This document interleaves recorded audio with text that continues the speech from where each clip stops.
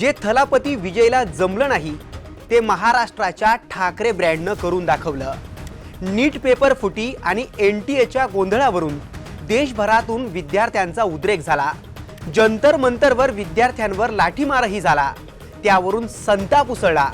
याच आंदोलनाच्या लाटेवर स्वार होत जेनजींचा खरा नेता बनण्याची संधी दोन मोठ्या चेहऱ्यांकडे होती। एक म्हणजे तामिळनाडूचा सुपरस्टार थलापती विजय आणि दुसरे म्हणजे महाराष्ट्रातील ठाकरे बंधू।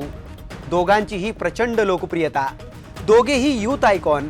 पण जेव्हा प्रत्यक्ष मैदानावर उतरून लढा देण्याची वेळ आली तेव्हा विजयने सोशल मीडियावर ट्विट केलं, पण ठाकरेंनी थेट दिल्ली गाठली। याचा परिणाम काय झाला तर ठाकरेंच्या हाकेवर मुंबईत जेनजी एकवटला। ठाकरेंनी त्यांचं नेतृत्वही केलं, पण मग हीच संधी विजयनं का गमावली? जे ठाकरेंनी केलं ते विजयनं का केलं नाही? या आंदोलनातून ठाकरेंच्या हाती नेमकं काय काय लागलं याचाच सविस्तर आढावा घेणारा हा व्हिडिओ।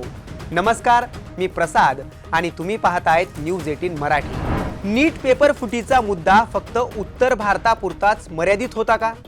उत्तर आहे मुळीच नाही। नीटच्या मुद्द्यावरून सर्वात जास्त असंतोष हा ऐतिहासिकदृष्ट्या तामिळनाडू आणि दक्षिण भारतातच राहिला आहे। जंतर मंतरवर जेव्हा कॉकरोच जनता पार्टीच्या नेतृत्वाखाली आंदोलन सुरू झालं तेव्हा तामिळनाडू, केरळ, तेलंगणा आणि कर्नाटकातील विद्यार्थी तिथं दाखल झालेत। म्हणजेच मैदानावर लढणारे विद्यार्थी दक्षिणेचे देखील होते। त्यांना बळ द्यायला दक्षिणेतले सुपरस्टार प्रकाश राज हे देखील दिल्लीत दाखल झाले होते, पण थलापती मात्र मैदानात दिसला नाही। मग प्रश्न पडतो की थलापती विजय या आंदोलनात प्रत्यक्ष का उतरला नाही? या प्रश्नाचं उत्तर विजयच्या भूमिकेत दडलंय। विजयचा असा दृष्टिकोन होता की नीट परीक्षाच मुळात रद्द झाली पाहिजे, हा अधिकार राज्यांना मिळाला पाहिजे। म्हणजे शिक्षण हा विषय पुन्हा राज्य सूचीत आणला गेला पाहिजे। त्यामुळे दिल्लीत जाऊन केंद्रीय आंदोलनात सहभागी होण्यापेक्षा स्थानिक पातळीवर ठराव मांडून विधानसभेतूनच दबाव आणण्यावर विजयचा अधिक भर होता। म्हणूनच विजयनं गुणवंत विद्यार्थ्यांचा सत्कार केला, नीट विरोधात विधानसभेत प्रस्ताव आणण्याची मागणी केली, पोलीस कारवाईचा त्यानं निषेधही केला। पण रस्त्यावर उतरून स्ट्रीट पॉलिटिक्स करण्याची रिस्क मात्र विजयनं घेतली नाही। थोडक्यात विजयनं त्याच्या सोयीनं राजकीय सुरक्षितता निवडली, पण ठाकरेंनी नेमका हाच पॉलिटिकल कॅनव्हास अचूक ओळखला। सगळ्यात महत्त्वाचं म्हणजे ठाकरेंचे विरोधक त्यांच्यावर कायम एक टीका करतात, ठाकरे घराबाहेर पडत नाहीत। ठाकरेंनी याच टीकेला कृतीतून उत्तर देण्यासाठी परफेक्ट टायमिंग हेरलं आणि एकाच दगडात त्यांनी दोन पक्षी मारलेत। ठाकरेंनी थेट दिल्ली गाठली, विद्यार्थी आंदोलनाला पाठिंबा दर्शवला, अभिजित दीपकेंची भेट घेतली आणि जंतर मंतरच्या व्यासपीठावरून विद्यार्थ्यांसाठी भाषणही केलं। याचा परिणाम असा झाला की जेव्हा केंद्रीय शिक्षण मंत्री धर्मेंद्र प्रधान यांनी राजीनामा दिला त्यानंतर मुंबईत ठाकरेंच्या विजयी तिरंगा रॅलीला अभूतपूर्व प्रतिसाद मिळाला। महाराष्ट्रातील हजारो जेनजी विद्यार्थी तिथंही रस्त्यावर उतरलेत। ज्या पिढीनं फक्त एक वेळा किंवा कधीच मतदान केलं नाही अशा पिढीला ठाकरेंनी या निमित्तानं जवळ घेतलं।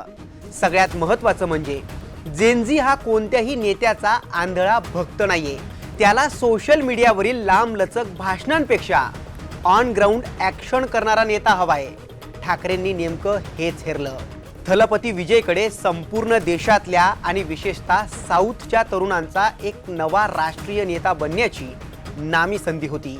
विजय फक्त तामिळनाडू पुरता मर्यादित नाहीये, तो भारतात लोकप्रिय आहे। यामुळेच थलापती आंदोलनात सहभागी होणार का अशा चर्चांना सोशल मीडियावर उधाण आलेलं। पण थलापतीचं टायमिंग चुकलं, ठाकरे मात्र इथंच मैदान मारून गेलेत। थलापती विजय पडद्यावरचा सुपरस्टार आहेच, पण राजकारणात जो योग्य वेळी योग्य संधी हेरतो तोच खरा गेम चेंजर ठरतो। शिक्षण मंत्र्यांचा राजीनामा झाला, आंदोलन जिंकलं, पण या संपूर्ण प्रकरणानं हे सिद्ध केलंय की नव्या पिढीला सोबत घेऊन राजकारण कसं करायचं हे ठाकरेंनी देशात सर्वात आधी ओळखलं। तुम्हाला याबाबत काय वाटतं? थलापती विजयनंही ठाकरेंसारखं प्रत्यक्ष दिल्ली गाठून आंदोलनात सहभागी व्हायला हवं होतं का? तुमचं मत काय? कमेंट करून नक्की कळवा।